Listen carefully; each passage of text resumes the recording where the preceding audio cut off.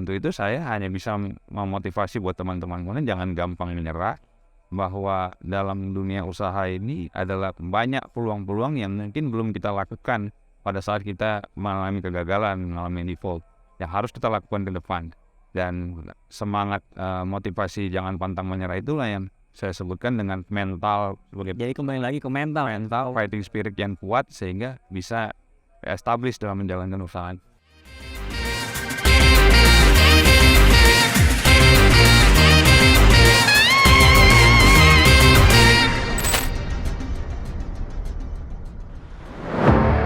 Mulai terjun di dunia bisnis sejak umur 17 tahun, pria bernama lengkap Akbar Himawan Bukhori melanjutkan usaha yang ditinggalkan oleh orang tuanya. Perusahaan transportasi peninggalan orang tuanya itulah yang menjadi pembuka jalan untuk bisnis-bisnis yang dikembangkan oleh Akbar saat ini. Seiring dengan perjalanan bisnisnya, pada tahun 2007 Akbar bergabung dengan organisasi pengusaha yaitu HIPMI hingga terpilih menjadi Ketua BPD HIPMI Sumatera Utara pada 2014-2017. 2 tahun setelahnya, nama Akbar Himawan Bukhori semakin dikenal banyak orang ketika memutuskan maju dan terpilih sebagai anggota DPRD Sumatera Utara periode 2019-2024. Namun, belum tuntas masa jabatan, Akbar memilih mundur dari anggota DPRD pada Januari 2023 karena dirinya ingin fokus dan mengabdikan diri di HIPMI setelah terpilih menjadi Ketua Umum BPP HIPMI. Lantas, seperti apa langkah dan gebrakan yang akan dibawa Akbar di masa kepemimpinannya di HIPMI? Saksikan selengkapnya dalam program lebih dekat di tribungorontalo.com. Halo Tribuners, kembali lagi bersama saya Iqbal Naim dalam podcast Lebih Dekat. Dan kali ini kita bakal lebih dekat dengan siapa di episode kali ini. Hari yang sangat spesial dan waktu yang sangat spesial tentunya, karena hari ini kita diberikan kesempatan yang sangat luar biasa untuk dapat berbincang langsung dengan Bapak Ketua BPP HIPMI, yaitu Bapak Akbar Himawan Bukhori, ya. Dan gini Pak, kalau misalnya saya panggil Tom gitu terlalu formal, gimana kalau misalnya saya panggil Ketum nih? Boleh nggak ya? Boleh deh. Oke, jadi itu Ketum Akbar nih, Ketua Akbar. Jadi baru saja dilantik sebagai Ketua BPP HIPMI.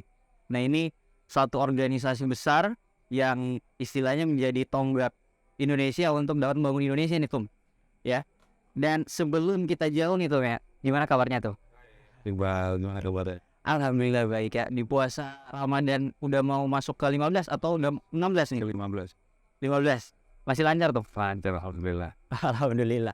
Nah gini tuh, udah dapat jabatan yang baru, tentunya udah dapat kesibukan yang sangat luar biasa. Tapi dengan hobi balapannya gimana tuh? Waduh, balapannya udah lagi off dulu. Jadi lagi off dulu. Ini balapan rally ya kalau nggak salah ya? Rally, tapi selain itu hobinya apa sih tuh? Saya hobi olahraga, hari sepeda, Ada futsal nggak tuh? futsal dulu waktu masih kecil. Nah, pengen ngobrol terkait dengan kisah bagaimana kita lebih dekat dengan Ketum BPP HIPMI ini. Kita bakal lebih menggali nih, Tum. Kira-kira yang satu persoalan yang mungkin banyak orang penasaran. Kira-kira kenal bisnis itu mulai kapan tuh? Bisa diceritain nggak?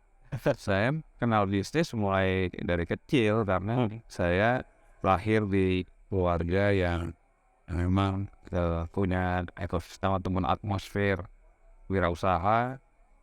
Terbukti begitu saya lahir tinggal langsung di tempat usaha. Dari orang tua saya punya usaha, dan saya lahir dan besar di tempat usaha orang tua saya. Jadi dari kecil saya main-mainnya udah sama karyawan, nih sama ya ekosistemnya sama atmosfernya udah terbangun di tempat usaha. Jadi istilahnya dari kecil udah disolukin ini nih usaha-usahanya deh. Begitu ya. Jadi teman-teman Tribuners, Ketua Umum BPP HIPMI ini di tahun 2014 juga sempat menjabat sebagai anggota DPRD Sumatera Utara nih, Tum. Tahun 2019. Oh, 2019. Di tahun 2019 sebagai anggota DPRD dari Provinsi Sumatera Utara, dan pada tahun berikutnya juga itu menjadi Ketua BPD HIPMI di Sumatera Utara 2014 ya itu. Iya, jadi dengan sepak terjang seperti itu tuh, kira-kira apa sih yang untuk gabung HIPMI tuh? Ya jadi saya waktu beli HIPMI itu tahun 2008. Pada saat itu saya udah aktif di dunia bisnis, melanjutkan usaha orang tua nih, sehingga saya ingin diversifikasi bisnis ke tempat yang lain. Kuliah saya kan kuliah food, sarjana hukum. Waktu SMA juga nggak banyak tahu tentang bisnis, cuman belajar otodidak karena melanjutkan usaha orang tua. Akhirnya saya mencari tempat baru untuk bisa bernaung, untuk bisa belajar di bisnis, membuka jaringan, sehingga saya daftar masuk di HIPMI dari anggota biasa di BPJ, sehingga saya dapat ilmu pengetahuan, jejaring baru tentang bagaimana dunia usaha. Ternyata 2008 itu saya masuk di HIPMI di BPJ Kota Medan Suliat. 2008 udah masuk di HIPMI gitu. Tapi sebenarnya mulai bisnis itu dari usia berapa sih tuh? Mulai bisnis lanjut ke bisnis orang tua itu dari 17 tahun. 17 tahun ya. Buka usaha sendiri itu umur 20 tahun sejak masuk HIPMI. Di usia seperti itu bisnis apa sih sebenarnya yang digarap pertama kali nih oleh seorang ketum BPJ ini? Lanjut ke bisnis orang tua, saya bisnis transportasi dan perkebunan. Itu bisnis orang tua saya. Saya melanjutkan, baru saya ingin punya usaha sendiri. Tahun 2008 saya masuk di HIPMI, gabung sama teman-teman, bikin usaha properti, bikin usaha bangun residensial, perumahan kecil-kecilan, sehingga bisa punya usaha sendiri di ufuk itu ya dong. Di usia yang masih sangat muda yang bisa terbilang udah terjun di dunia bisnis itu ya. Jadi ketika masuk di organisasi HIPMI tentunya ada motivasi atau ada yang didapatkan itu. Kira-kira apa sih yang didapatkan ketika bergabung di HIPMI? Ya memang pada saat saya masuk HIPMI itu saya pengen usaha saya yang pertama saya berdiri sendiri, dan saya ingin mendapatkan ilmu pengetahuan tentang bisnis yang lebih dari HIPMI, dan juga kan jejaring usaha yang saya dapatkan dari HIPMI. Alhamdulillah manfaatnya sangat besar dari aspek knowledge bisnis, pengetahuan tentang bisnis saya dapatkan di HIPMI, akses jejaring, networking saya dapatkan di HIPMI, dan juga saya banyak belajar tentang bagaimana akses pemasaran, bagaimana akses permodalan yang saya dapatkan di HIPMI, yang sangat luar biasa manfaatnya buat saya. Banyak manfaatnya. Manfaat. Jadi ya saya putuskan saya ingin mengabdi di HIPMI karena sudah banyak yang HIPMI buat untuk saya. Dari biasa ya teman-teman Tribuners ya. Jadi ketika memutuskan gabung di HIPMI dengan di tahun 2014 ya, tahun 2014 gabung di HIPMI, ada banyak relasi yang dapatkan. Tapi banyak orang yang bertanya nih tuh, ketika gabung di HIPMI jaminannya apa sih sebenarnya? Dari jaminan tidak organisasi non-profit, organisasi wirausaha yang hakikatnya memang kita bergabung di BPJN untuk menambah teman, menambah relasi, sehingga peluang-peluang bisnis terbuka. Karena di agama kita sendiri pun kan silaturahim itu mau perpanjang umur, buka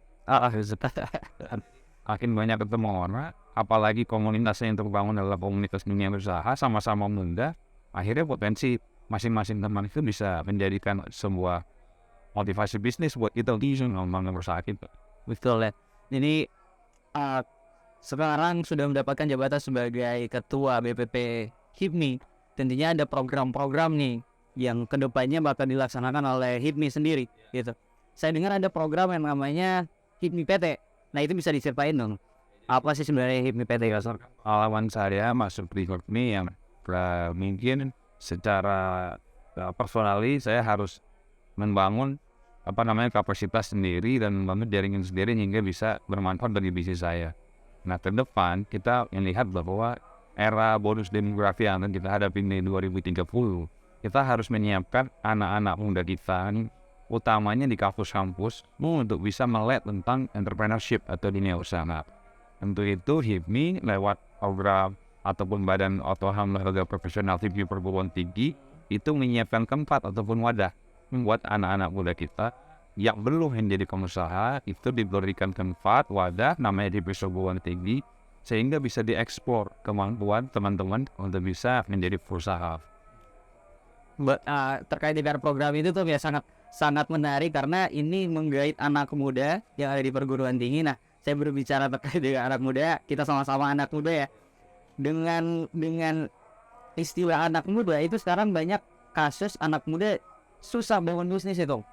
Kira-kira apa sih yang mengganjal anak muda ini untuk susah mengembangkan bisnis, susah untuk memulai bisnis? Kira-kira apa masalah yang sebenarnya tuh? Iya, jadi setelah kita jajaki, setelah kita lihat bahwa challenge-nya bagi anak-anak muda ini adalah mental. Di dalam dunia usaha ini, dalam mulai sebuah usaha ini yang diperlukan pertama mental. Kan banyak anak muda kita cerita tentang bagaimana kamu mulai usaha, nggak punya modal.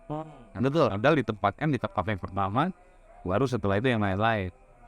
Kita sekarang lagi membangun, brainstorming seluruh anak-anak muda seluruh Indonesia agar mempunyai mental bisnis dulu, sehingga mentalnya terbentuk, mau melakukan usaha, mau memulai usaha, sehingga yang lain-lainnya itu terlalu nomor 2, nomor 3. Jadi mentalnya kita bapak dulu, baru kita edukasi tentang bisnisnya, baru kita ajari tentang bagaimana cara mendapatkan pasar bisnisnya, baru model berikutnya. Jangan kita brainstorming bahwa modal itu adalah segala-galanya yang tepat. Kalau kita sudah bisa memberikan edukasi bisnis, aspek pasarnya sudah kita berikan, baru modal nanti akan datang sendirinya dengan berbagai macam bentuk. Jadi istilahnya nggak ada halangan untuk anak muda ini untuk berusaha gitu tuh. Iya, yang penting mentalnya harus di brainstorming dulu bahwa memulai usaha ini nggak serta-merta hanya harus modal gitu. Nah gini tuh, banyak juga ini di kalangan anak muda ya, bangun bisnis dari berbagai macam sektor gitu. Misalnya ada yang bangun lewat CPT atau istilahnya ada bilang investasi. Nah kasus yang apa mungkin banyak anak muda yang kena investasi bodong mungkin contohnya. Itu gimana sih HIPMI merespon hal-hal tersebut gitu tuh? Makanya yang tadi saya bilang bahwa knowledge bisnis itu yang paling utama gitu. Jadi sebelum teman-teman muda ini berinvestasi ataupun menjalankan bisnisnya, itu harus melihat seluruh variabel bisnis. Artinya manajemen risiko juga harus dipelajari dari awal, sehingga tidak salah melangkah ataupun salah menempatkan investasinya. Nah gini tuh, ada menarik sih apa yang disampaikan tadi terkait bagaimana anak muda ini harus mengincar usaha yang beresiko yang rendah gitu. Tapi bagaimana misalnya ada anak muda yang sudah punya modal, sudah punya kapabilitas yang lumayan, privilege-nya sudah luar biasa, tapi gagal di tengah-tengah. Gimana cara untuk bangun lagi gitu tuh? Ya, karena banyak anak muda ketika udah gagal udah nggak mau lanjut bisnisnya gitu tuh. Itu kira-kira gimana sih? Ya, dalam dunia usaha itu kita harus punya fighting spirit yang luar biasa. Karena nggak ada perusahaan-perusahaan hari ini yang hebat itu nggak mengalami jatuh dan bangun. Jadi pada saat kita kan menghitung usaha kita yang kita sebut namanya feasibility study sebelum kita menjalankan usaha kita, itu kita harus menghitung mitigasi resiko kegagalannya. Pada saat kita di bottom, di paling bawah, bagaimana kita supaya bisa rebound, dan harus ada langkah-langkah yang memang technical yang harus kita laksanakan. Jadi pada saat teman-teman muda mengalami default ataupun declining dalam usahanya, jangan harus berhenti, tapi bagaimana cari solusi supaya bisa rebound kembali, supaya bisa membuat usahanya bangkit kembali. Untuk itu saya hanya bisa memotivasi buat teman-teman muda jangan gampang menyerah, bahwa dalam dunia usaha ini adalah banyak peluang-peluang yang mungkin belum kita lakukan pada saat kita mengalami kegagalan, mengalami default, yang harus kita lakukan ke depan. Dan semangat motivasi jangan pantang menyerah itulah yang saya sebutkan dengan mental. Jadi kembali lagi ke mental fighting spirit yang kuat sehingga bisa establish dalam menjalankan usaha. gitu. Ini tuh berbicara terkait dengan kegagalan, cara dengan bagaimana proses menuju kesuksesan nih untuk bangun bisnis. Kira-kira dari Ketum sendiri itu punya tahapan di mana ada di titik kegagalan dong. Bangun bisnisnya itu kira-kira gimana, ada cerita?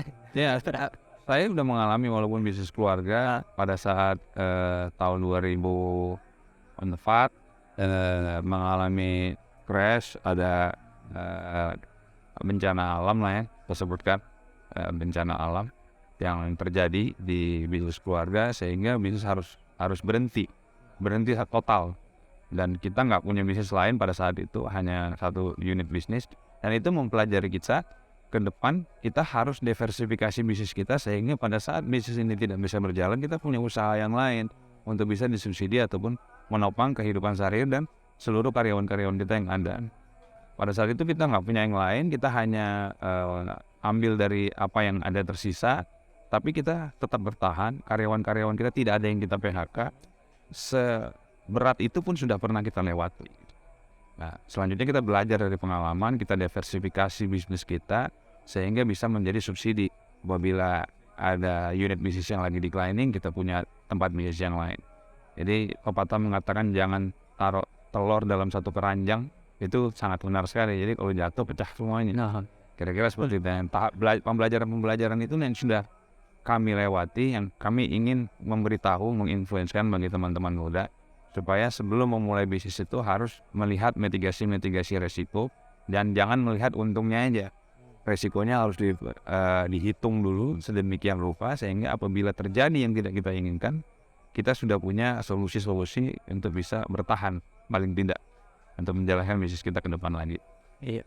Jadinya walaupun sudah menjabat sebagai ketua HIPMI, ini lewati proses gagal bangun, itu tetap dilewati ya, Tom ya.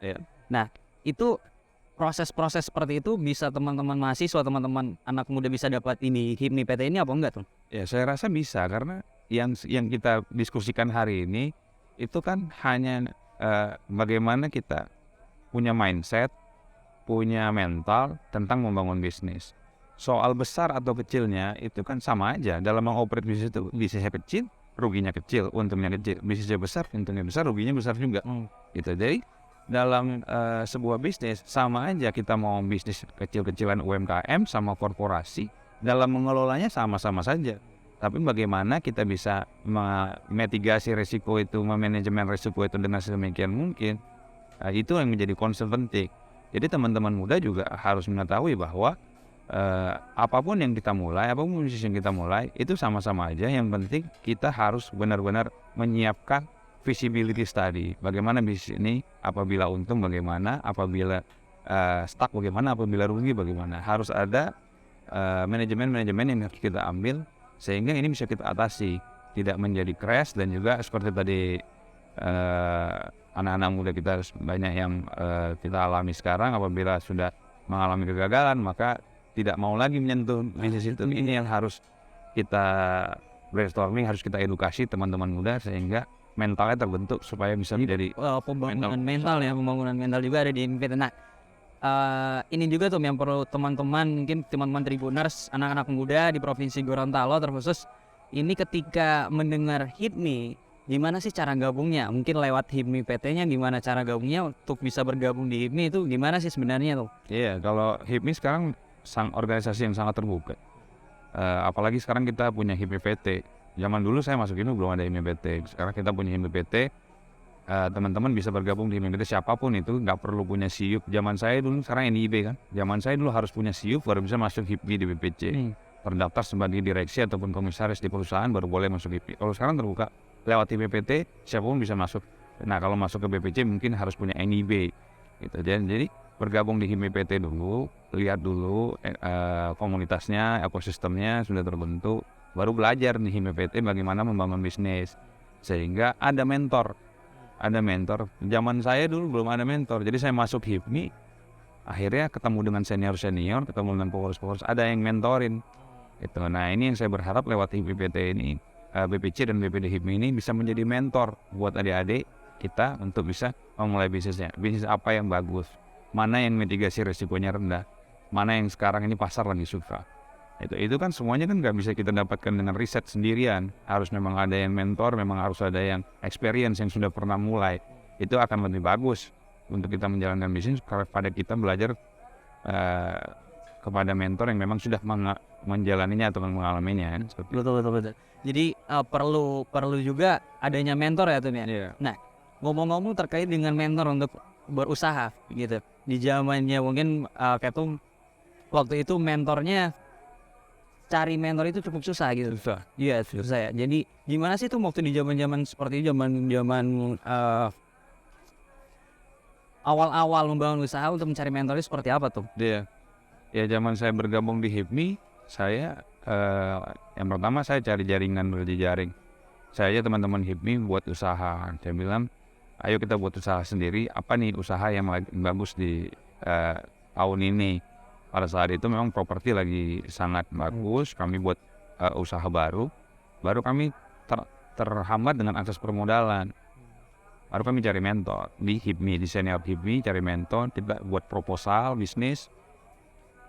Baru dibaca oleh mentor kami, akhirnya dibiayain. Jadi waktu itu perusahaan kami baru, belum bankable, dibiayain oleh mentor. Oke, kita bagi hasil. Nah, abis itu dimentorin. Akhirnya bisnis ini ada yang ngawasin selain kami sebagai pemegang saham, mentor sebagai pemilik modal mengawasi bisnis ini. Akhirnya terjadi kesinambungan. Pada saat bisnis ini bisa establish, akhirnya mentor bapak angkat ataupun mentor kami ini, senior kami ini, kami berikan apresiasi. Sehingga perusahaan ini bisa jalan tanpa harus dimentorin lagi. Nah, ke depan HIPMI ini harus punya format seperti itu. Jangan lagi anggota ini mencari peluang sendiri, tapi HIPMI-nya sendiri, organisasinya hadir, ada format yang memberikan teman-teman HIPMI PT ini di coaching, diberikan mentoring, sehingga ada rasa manfaatnya bergabung di HIPMI. Ini yang akan kami susun ke depan lewat HIPMI PT, lewat Badan Pengurus Pusat BP HIPMI, yang di bawahnya ada beberapa bidang yang bisa menaungi hal tersebut.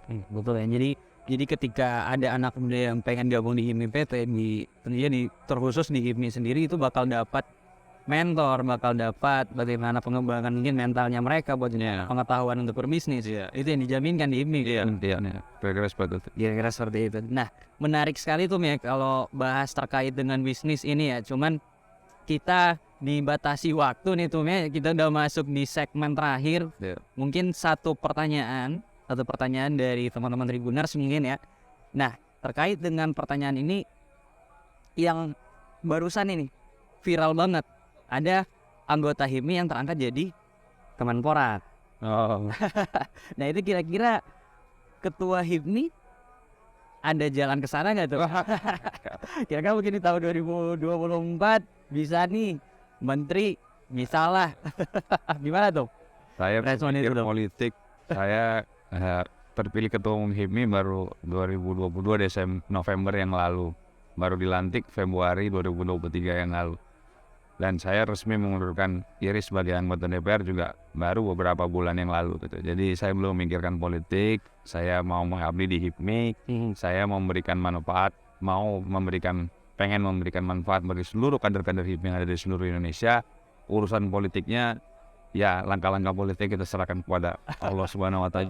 Berarti bisa dibilang belum ada gerakan politik nih? Gerakan politik, masih fokus bisnis. Fokus bisnis, fokus ngembangin HIPMI. Fokus ngembangin usaha teman-teman yang ada di daerah. Wah, luar biasa. Nah, satu pertanyaan terakhir nih, tuh. Mungkin ini wejangan aja nih untuk anak-anak muda, untuk mereka bisa berhasil membangun karir di kewirausahaan itu, kira-kira gimana tuh wejangan yang bisa diberikan ke anak-anak muda ini tuh? Iya. Yang lagi-lagi saya ingin berpesan kepada seluruh teman-teman semua, ayo semangat berwirausaha. Sebagai tagline kita adalah pengusaha pejuang pengusaha, memiliki mental bisnis, memiliki mental wirausaha yang kuat sehingga kita tidak gampang digoyang. Saya berpesan kepada teman-teman semua, fighting spirit itu adalah yang paling utama dalam mengembangkan bisnis kita. Fighting spirit ya. Jadi mental yang paling utama teman-teman Tribuners. Jadi ini kita sudah masuk di akhir segmen dalam podcast Lebih Dekat. Jadi kami mengucapkan banyak terima kasih kepada Bapak Akbar Himawan Bukhari sebagai Ketua Umum BPP HIPMI, dan sangat luar biasa hari ini kita kedatangan langsung di Provinsi Gorontalo teman-teman Tribuners. Jadi demikian Tribuners terkait dengan bincang-bincang atau lebih dekat dengan Bapak Akbar Himawan Bukhari sebagai Ketua BPP HIPMI. Sampai jumpa di lain episode. Saya Iqbal Naim. Wassalamualaikum warahmatullahi wabarakatuh. Waalaikumsalam. Ya, terima kasih Pak.